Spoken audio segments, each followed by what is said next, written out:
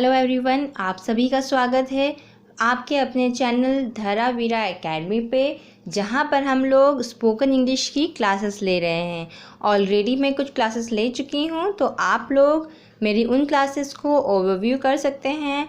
और अभी हम लोग सेंटेंसेस के पार्ट को सीखेंगे। सेंटेंसेस मतलब वाक्य के बारे में मैं ऑलरेडी आपको पढ़ा चुकी हूँ। तो वाक्य के भागों पर आते हैं। वाक्य मेनली 3 भागों में बांटे जाते हैं। सबसे पहले सब्जेक्ट, उसके बाद वर्ब और उसके बाद ऑब्जेक्ट।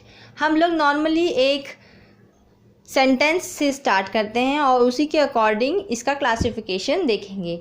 सब सेंटेंसेस क्या होते हैं? सेंटेंसेस वो हैं जिससे कि मैं अपनी बात आप तक पहुंचा रही हूं और आप लोग उसको समझ पा रहे हैं, तो यही सेंटेंस होता है। अब इस सेंटेंस को जानते हैं कि इसमें सब्जेक्ट क्या है, वर्ब क्या है और ऑब्जेक्ट क्या है। सब्जेक्ट किसी सेंटेंस में कर्ता होता है जो कि उस चीज़ कुछ कर रहा होता है। जैसे कि मैं आपको पढ़ा रही हूँ, तो कौन पढ़ा रहा है?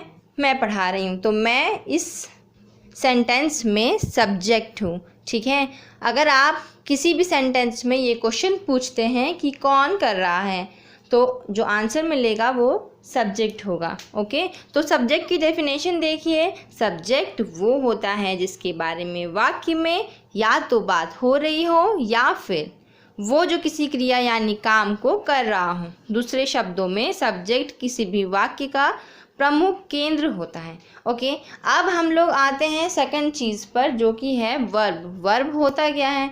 वर्ब एक्चुअली जो आप काम कर रहे हो ना, उसी को हम वर्ब बोलेंगे। जैसे मैंने आपको सेंटेंस दिया था कि मैं पढ़ा रही हूँ, तो पढ़ाना क्या है?